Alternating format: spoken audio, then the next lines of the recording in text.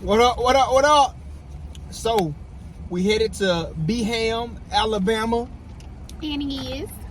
So, for the past couple days, we've been camped out at my brother's house, kicking it with him. Like 3 days. Yep. 3 days. They wanted us to stay so bad. Like, stay for another day, stay for another day. Well, I just said, like, we need to save our money.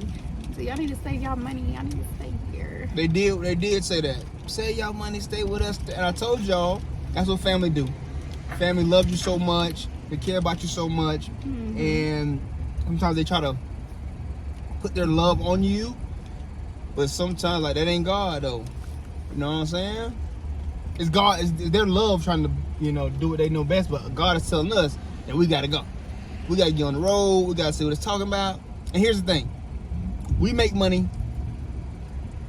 4 different ways. We have 4 potential ways to make money. Yep. Number 1. Well, 5. 5, okay. Number 1, every time my wife posts a picture on Instagram, they pay her some money. Click, click.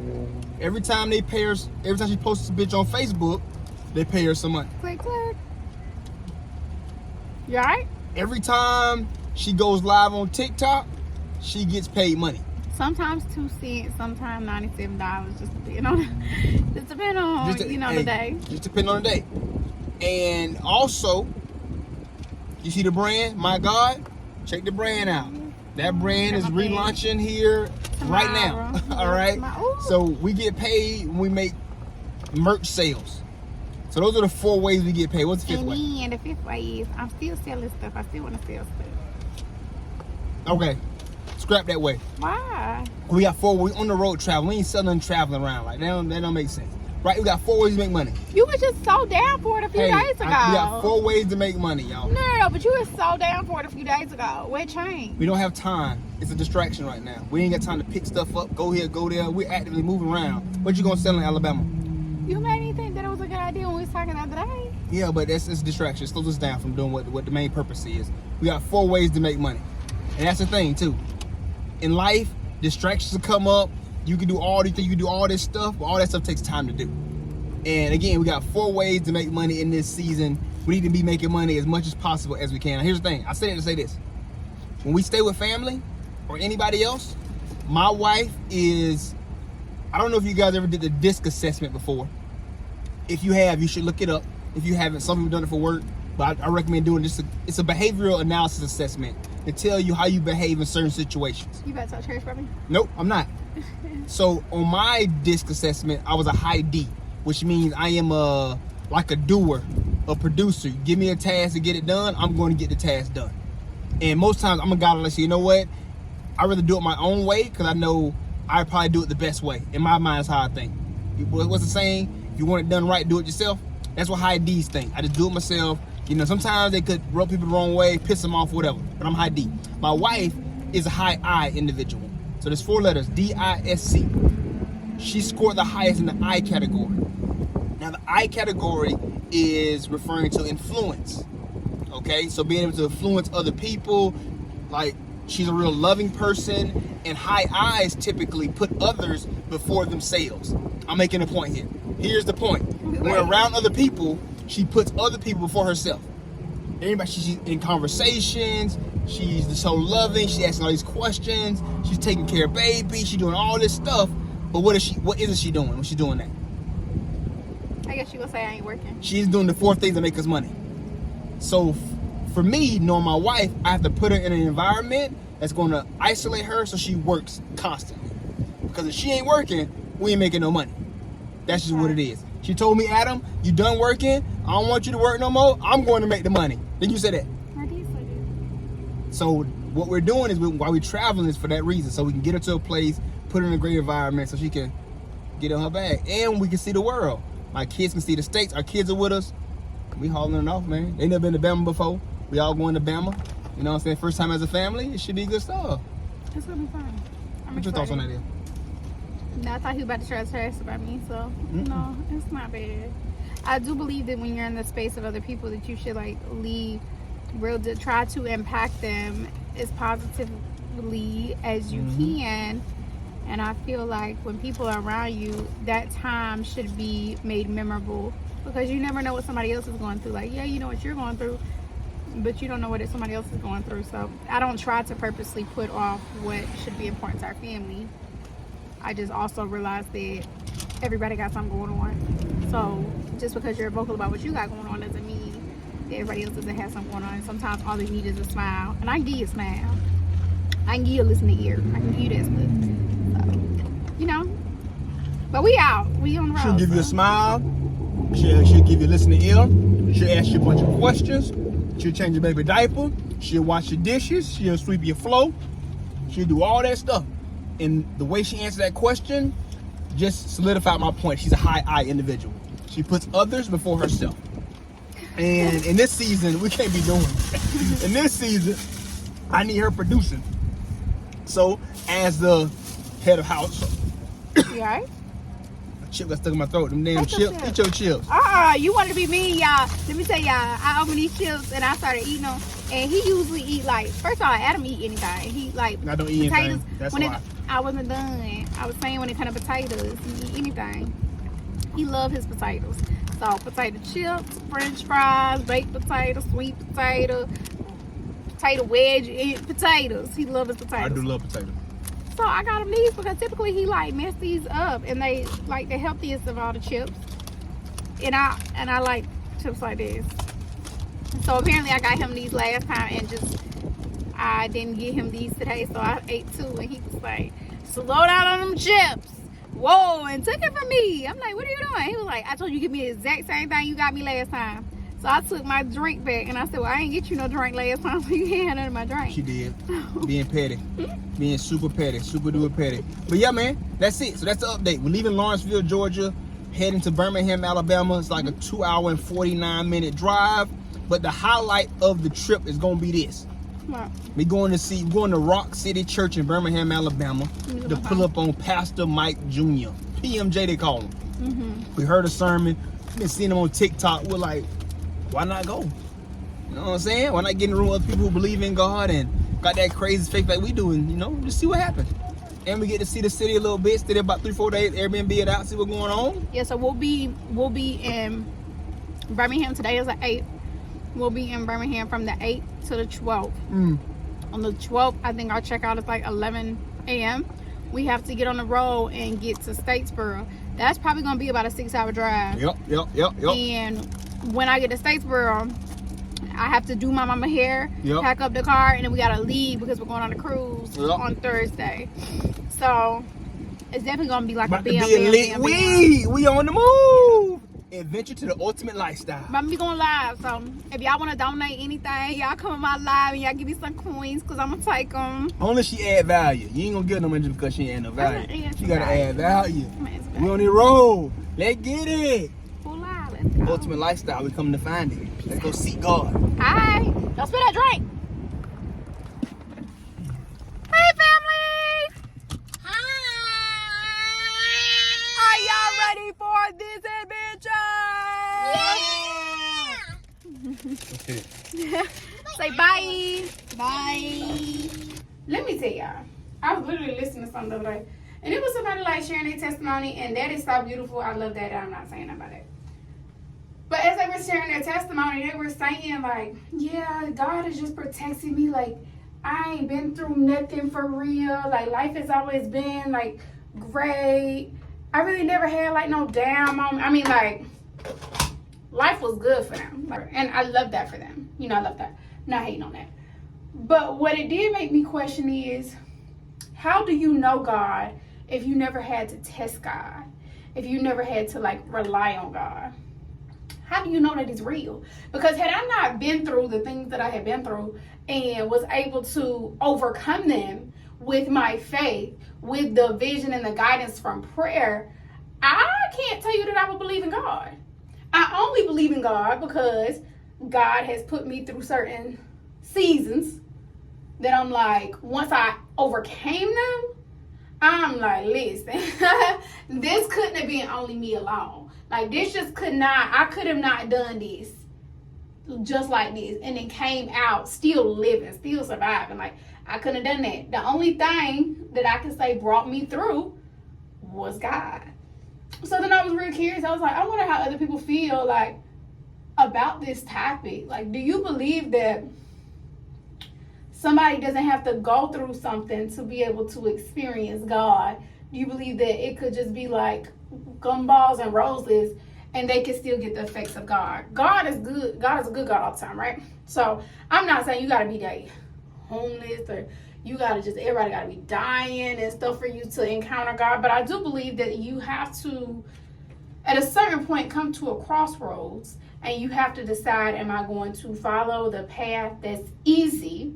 And typically that's where Satan lies. Or am I going to go the road less traveled that is going to, for sure, test me, for sure put me in uncomfortable positions, but it's going to bring me out on a better side. It's going to bring me, it's going to make me better.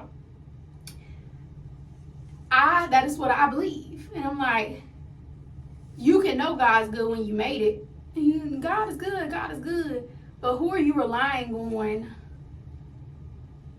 when everything is ugly and nothing is making sense and you just don't know like left from right? Like, I don't know where to go this way, I don't know where to go this way, I don't know what to do.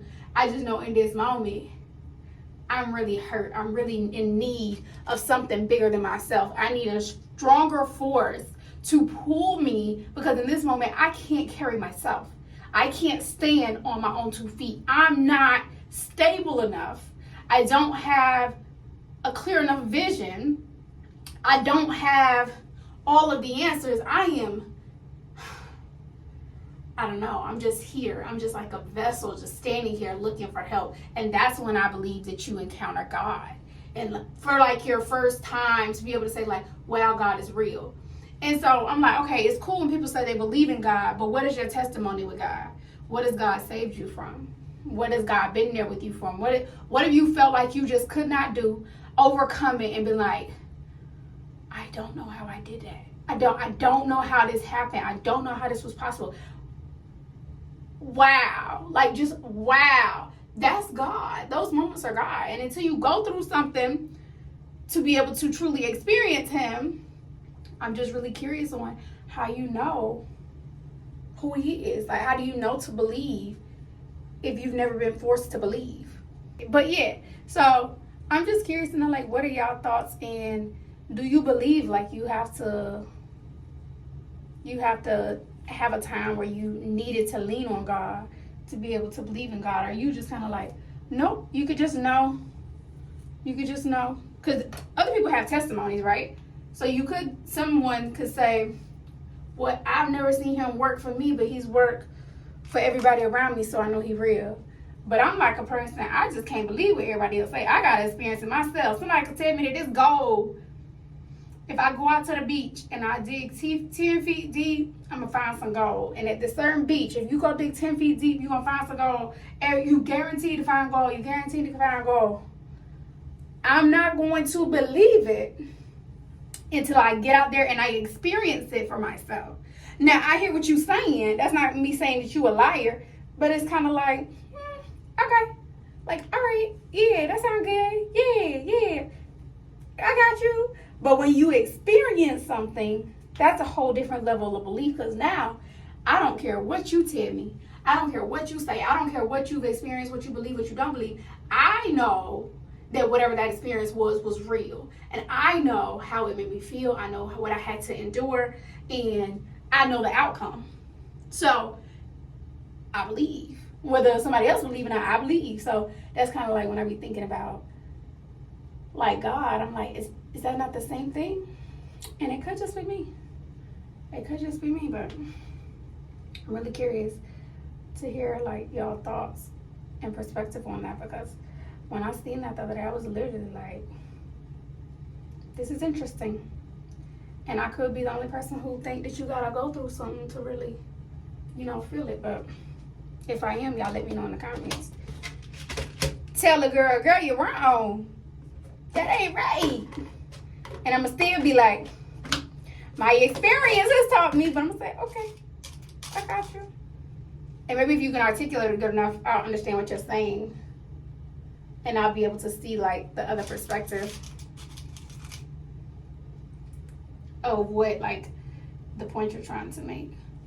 But if you feel like me, drop like a okay, or like a 100 emoji and a thing. Be like, yeah, girl, I feel you.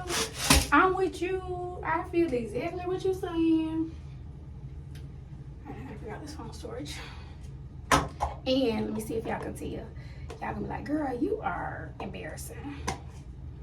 I'm sick of it. I'm sick of you. I like you, but I'm sick of you. And I'm like, all right, cool. I feel that way all the time. So. Made the Rock City. Jay, what's poppin'? Birmingham. So far, Birmingham been cool. Birmingham got beautiful black people. I love it. I love it. Don't believe the hype. Oh, Alabama this, Alabama that. Try it for yourself. 100%. So far, I've been impressed.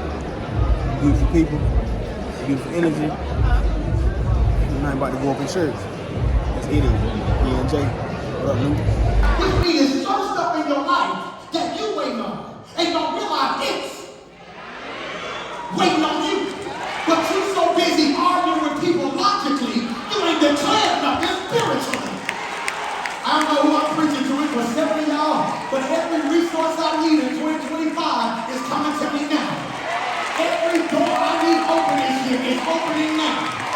Every dollar God got in my name on it is coming now. Every promotion that's mine is getting ready to come now. I need you to touch 5 people in the sanctuary, in the overflow. Touch now. That's the wrong somebody. Reach over that hater. High five another say and say it's coming now. It's coming now. You may get mad when I say this, but I'm getting ready to release a JT Whitworth anointing. It's my money and I need it now. It's my season and I want it now. It's my breakthrough and I want it.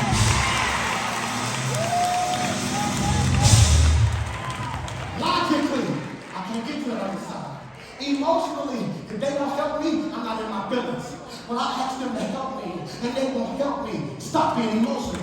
They had to make a logical decision. Stop being mad when you walking in faith. And the people around you don't got enough faith. You don't even respect the fact that they made a logical decision. But I can take spiritual authority and decide I want to go to the next level. And I'm stuck here. So what I'm going to try to see is if I can have some, oh my God. Oh Lord. Okay. Look at me out here on faith. Okay, look at me out here on faith. Okay, look at me. Look at me. I'm going somewhere. That's why you gotta have the right people in your life. Because if next thing you don't pray, next thing you don't follow, I need you to call on people and say, I got you.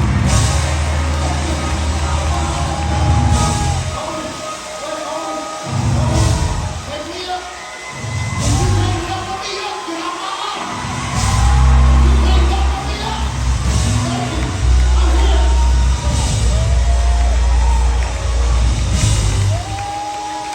I did you miss yourself. When they met me, I was up here. They were down there. But because they connected to me, Birmingham, Alabama. What's up, man? We just saw Pastor Mike. What's your thoughts? What are your thoughts? It was amazing. How so? It was just amazing. Sometimes you just can't explain the experience. You just had to be there. You had to be there. She left church saying she wanted to move to Birmingham, y'all. Very short-lived, but yeah. She said she Birmingham ain't got none but that church, but I mean, the church is though. That would be a reason to move here, though. Yes, if we're moving to Birmingham, Alabama, it'd be specifically for Rock City Church and Pastor Mike Jr. Yes. They lit. Super cool. But other than that, as the city goes, I don't know if it got as much as we need in the city. No. And it's really and it's really cold. It's really cold, y'all. It ain't cold. I mean, It it's is very cold. It's the current tip. In Florida, I bet it's 80 right now. It's definitely Florida 80. She let her say, hey, I was hyped listen, about that raw juice. Y'all know how it goes. listen. She said, listen, I want to move to Birmingham. After that, I found my church home. And listen, that church is amazing. It felt like home, felt natural. Yeah. The spiritual leadership is on point. I mean, it got everything you need. It was back when, you know, your grandma used to take you to church. Yeah, I ain't been to church in a long time. Yeah. There was church. There was church. They got mansions on the hills, though. If this church was anywhere else but in Birmingham, it might be all right. But I don't know. We still gonna visit a lot. I think we're gonna visit Birmingham a lot. We like that church. So we come visit, be like a day trip, 24 hour we here, go to church, kick it with the community, Stop. then go to the next. You feel me? Yeah, like if we like really getting some cash or something, it won't be nothing to come stay here on a Saturday night, go to church on Sunday. Yeah. Because it ain't nothing but 2 hours away from the A. Now, if we are in Florida, unless we're taking you a hop flight, on a plane. Yeah, you have to hop on a plane and go to Florida. But we definitely gonna see Pastor Mike and Rock City Church again. Yes. It was rocking, it was popping, everything I imagined, everything we imagined, plus more. I would love to be able to give y'all Internet the don't do it justice at all. But let's go inside. I can't give y'all the edge because I'm shaking like a stripper. Wow. What's up, B-Ham? Stop flexing on B-Hand. Look at you. Mesmerized by the view. I see you. Mesmerized by the view. Whoa, there must be one. Man, make it make sense. Make it make sense, man. Oh man, some things you do are totally illogical. All right, and here's the thing about life. When you're living in the physical realm, we rely on logic a lot. All right, and sometimes you have to rely on the things you can't see. And the things you can't see isn't logical, that's illogical. But if you think about it, once upon a time, a big metal object flying through the sky was illogical. However, somebody had the vision, somebody saw it, it was invisible to some, but now it's visible to everyone because of two people's vision. Okay, so here's the point. You can't always rely on your logic, your earthly logic, because sometimes you can see something other people don't see. And that's where your spiritual intelligence kicks in. That's where your faith kicks in, because faith is just, you know, the unseen that's hoped for, right? It's the invisible, but one person has the vision and says, you know what, I'm going to do this thing until everybody can see it. And that's the time we on. Because here's one thing that I know. If God is giving you a vision, I'll take it back, rewind. God will never give you a vision without giving you the provision to take the next step and going in the direction to fulfill that vision. Most times when God gives you a vision, he's giving you the grand picture of the vision, right? So it could be you speaking on stage, or it could be you having this huge influence, or it could be you, you know, running a 7-8 figure business. He's giving you the grand vision. And we can get so lost because we like, man, I'm here. Like I'm at a point now, let's take my real situation, quit my job, we ain't got the money for real. But I still have this vision in my head. But then it comes back down to say, like, God will never give you that's the only thought that keeps going through my head. God won't give you a vision without giving you the provision to take the next step to go towards that vision. Because God is a provider, right? He's going to provide what you need to accomplish what he set you out to do. He wouldn't have gave you the vision if he didn't think you could accomplish it. And he gave you all the provision that you need in this season. So yeah, you might not have one resource, but you got something. You can do something. You can keep taking that next step. That's the time me and my wife on right now. It's like we have this vision. It's it's a grand vision. And when this vision comes to fruition, oh, everybody around us life will be changed. We ain't doing this for ourselves.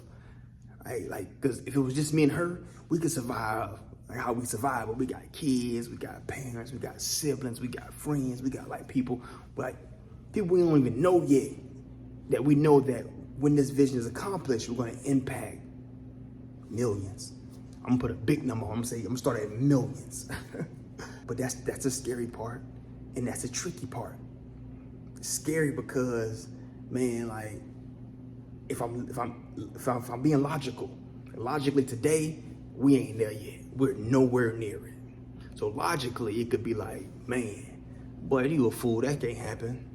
And a lot of people around you, all they think is logic. Their spiritual intelligence and their emotional intelligence, it ain't high. They may have high IQ, but their spiritual intelligence is lack. They don't have the faith. So they can get a vision, but they don't have the faith because they're stuck on like, I'm right here, so I can't see the next. I don't know how to go from here to there because I don't have this, and this. Because we think in lack. We always think about like the things we don't have, as opposed to thinking like, what do I have? The true visionaries of the world always think from a place of abundance. They think from a place of, hey, listen, the resources are out there. I just got to get resourceful. Anybody who's built anything great, they became extremely resourceful. Any self-made millionaire or self-made billionaire, hence the word self, which means nothing was given to them. They had to get extremely resourceful. They had to use their brain and think from abundance, not lack. If they came into it saying, well, I ain't got the resources, or I ain't got the money, or I ain't got the people, or I ain't got the time, they would have never created what they created. So you got to get to the point, if you're going to go to the next level, right? If you're going to the next level, you got to change your mindset. You have to. You got to think from a place of true abundance. And that's where the spirit comes in at. Because in the spirit, like our spirit, my spirit is large, it's huge. And the bigger your spirit is, the bigger your faith is. My spirit can stretch far and wide. God is a spirit, man. The Holy Spirit. That's what it can be. It can be in Africa. It can be in the United States. It can be anywhere. He could answer everybody's prayer in 1 single second. That's the spirit. All right? And if God has done it for so many other people, God is telling me, why won't he do it for you? And that's what I'm here to show you. Like, that's what we're here to teach you. We want you to be a witness. All right? Witness. Hey, listen. And all a witness is to do is this. A witness is to share. Like you think about like a trial lawyer, and they call a witness to the stand in a criminal case. The lawyer's going to say, hey, listen, if you're a witness, all I need you to do is tell me what you saw, what you heard, and what you experienced. So I'm here to make you guys witnesses, just to see it, hear it, so you can go tell somebody else. Be like, boy, I seen somebody do it. I'm telling y'all right now, the decision of me being in Birmingham, Alabama right now makes no logical sense. From a financial resources standpoint, me and my wife should be cozied up at some family member's house, being comfortable, kicking it. But I know when you're comfortable, you're not going to grow. You can't grow in a place of comfort. Nothing God created can grow in a space of comfort. Think about, if you know your Bible, they talk about agriculture a lot. They talk about trees and plants. Think about a tree. A tree starts off as a tiny, small little seed that's planted in the ground, and it's then covered with dirt. And when it's in that dirt, I'm sure that little tiny seed is extremely uncomfortable. And then eventually it says, you know what? I need some light. I want to start seeking the light. So it burst through, and now it's this massive tree. Or think about the caterpillar. It gets to a point in its life and says, you know what? I'm gonna wrap myself up in this little cocoon, and it sits in that cocoon for a period of time. But then once it turns into a butterfly, the butterfly says, I am no longer comfortable in this tiny cocoon. I must bust out. I must seek light. And it burst out.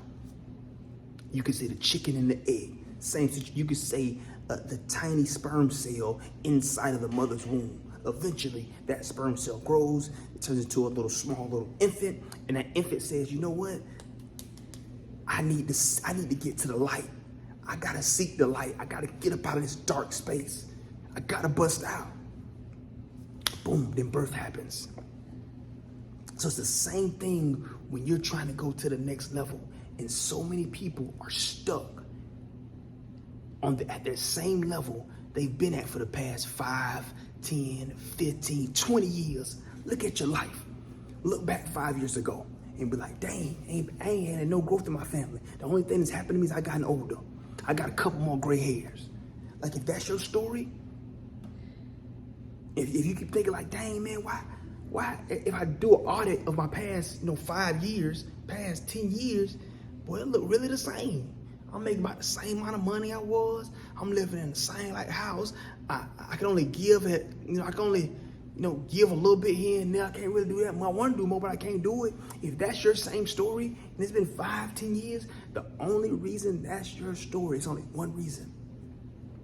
It's because you've always remained in a place of comfort. And you have to put yourself in a place of discomfort for a certain period of time. Like, you have to. You had to get that. You have to be the seed. You have to be the mustard seed. That's why God says all you need is the faith of a mustard seed. Take that seed, plant in the ground, and put yourself in an uncomfortable situation. And I guarantee you will go to the next level, whatever your level is. But if you're always afraid to get uncomfortable, you will never get to that next level. I'm telling you, I'm a living witness. And I see people around me who have stayed in a place of comfort for X amount of time, and they're still at the same level they've been at all for the past 5, 10, 15, 20, 30, 40 years. You gotta do it. You may see me and my wife's video vlogs, and you may think like, them folk crazy. You may say, oh man, that boy Adam a bum. Like, I'm not here to convince you of anything at all. I'm here to make disciples of men, right? And the more witnesses that I can create, I can say, listen, it wasn't me, it was God. It was my God. All right? Like, that's real. And that's what it is, man.